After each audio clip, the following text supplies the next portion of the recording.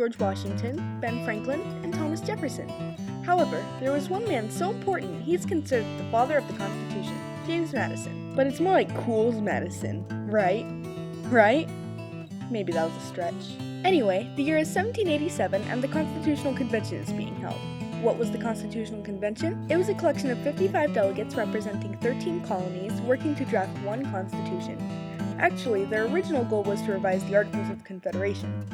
The Articles of Confederation were basically a pre-constitution leading to the Constitutional Convention. There were some weaknesses to the Articles. The currency varied from state to state, making trade difficult. There was also little coordination over trade, making it difficult for the economy to grow. It was hard to pass laws and amend the Articles due to 2/3 of the states needing to be in agreement in order to pass laws, and all of them needing to agree on amendments. There were more problems than these. The delegates of the Constitutional Convention set out to change these things and more, and ended up creating a new document. So when it came to this Constitutional Convention business, there were two sides: the Federalists, who were for ratification, and the Anti-Federalists, who were against ratification. This led to two series of essays being written. One was called the Federalist Papers, the other the Anti-Federalist Papers. The Federalist Papers promoted the Federalist point of view. There were 85 essays written by James Madison, Alexander Hamilton, and John Jay. They used the pen name Publius. It was a very organized project. The Anti-Federalist Papers were written in response to the Federalist Papers. It was a collection of many papers written by many authors. These papers were the result of an uncoordinated project, and many of the papers were lost, so the exact number of papers and authors is unknown.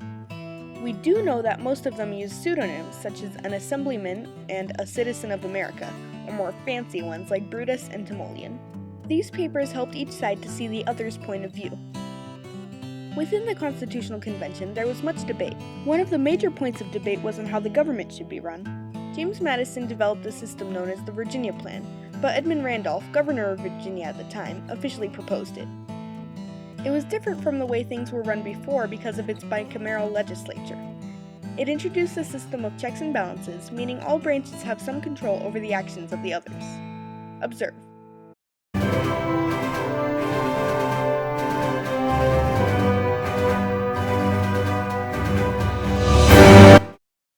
Going back to what we were talking about earlier, the Virginia Plan was a system based on the idea that states should be represented according to population, giving larger states more representatives than smaller ones. The larger states welcomed the idea, while the smaller ones opposed it. The response and alternative was the New Jersey Plan, developed by William Paterson.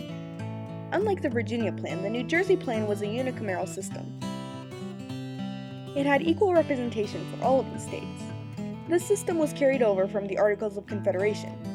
The New Jersey Plan said that the Articles should be amended to say that Congress could raise funds using various taxes, Congress would elect a head of government, and the Articles of Confederation and treaties would be the supreme law. In order to solve the dispute, a compromise was created.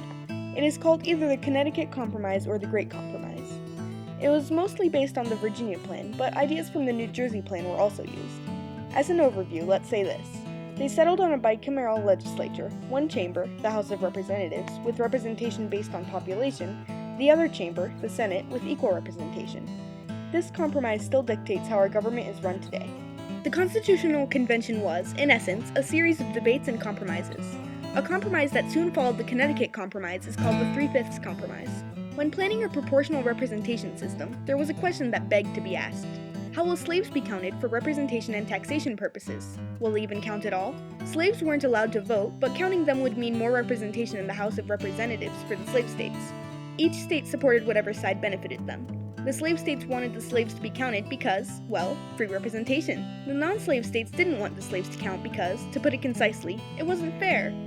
They said that the slaves didn't get to vote, why should they get to be represented? Believe it or not, this problem was addressed when our old friend, the Articles of Confederation, were being written by the guys in the Continental Congress.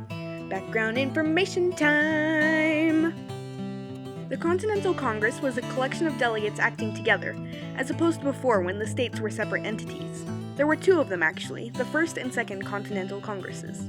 The first one started meeting in 1774 in response to laws Britain passed because of the colony's resistance to new taxes, namely the Boston Tea Party, when some patriots threw tea into the Boston harbor in order to rebel against the tea taxes. The second one met in 1775 after the Revolutionary War. Their notable accomplishments were declaring independence from Britain in 1776 and writing the Articles of Confederation in 1781. Background information time! Over. So in 1783, in the Continental Congress, there was debate about taxes. Under the Articles of Confederation, taxes were based on land values of the states instead of the population. See? Under the Articles of Confederation? Oh, I cracked myself up.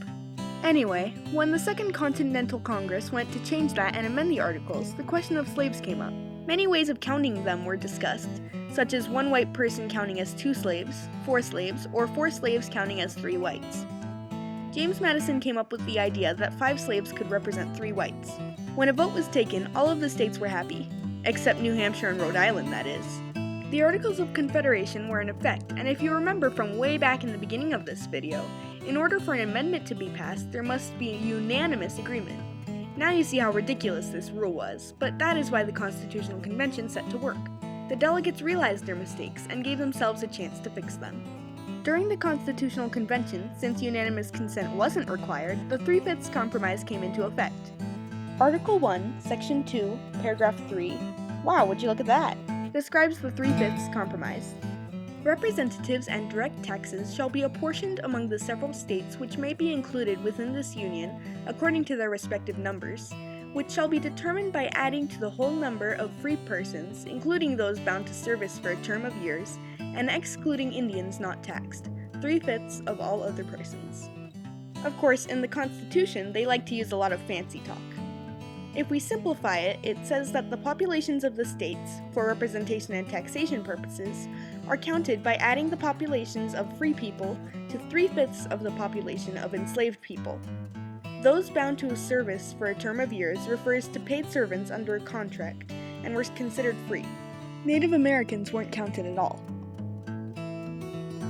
Okay, I know what you're thinking. You're thinking, okay, great, so now I know about what the Constitutional Convention accomplished and some specifics. But what about the title of this video? I've heard James Madison's name a couple times, but I'm sure lots of other people did lots of things too. So what? Yes, you're right. James Madison didn't come up all that much in this video yet, but this story needed some background first. If we skip to the end of the process, this is where James Madison's key role is. No, not that key. This key.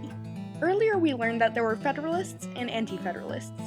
Madison, as he wrote some of the Federalist Papers, was obviously a Federalist. When the Constitution was sent out for ratification, one of the Anti-Federalists' concerns was that the government was given too much power and that the liberties of individuals would be taken away, as they were not specifically stated. The Federalists, including Madison, argued that the government couldn't do anything it wasn't told it could do.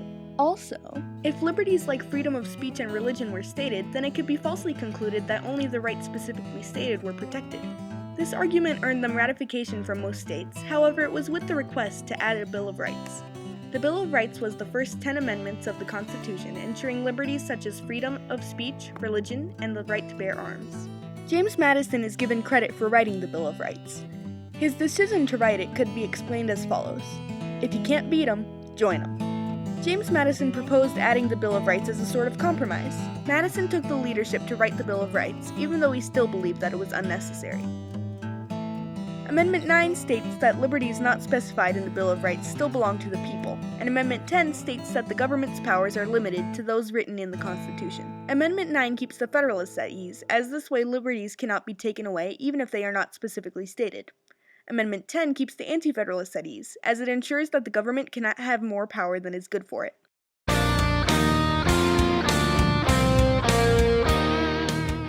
The Bill of Rights kept both sides happy in this way, and let America flourish with its new Constitution.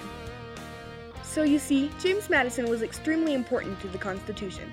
He did more minor things along the way, such as the Virginia Plan and the 3/5 Compromise, but his true leadership role was in writing the Bill of Rights, even if he thought it was unnecessary. This is what true leaders do.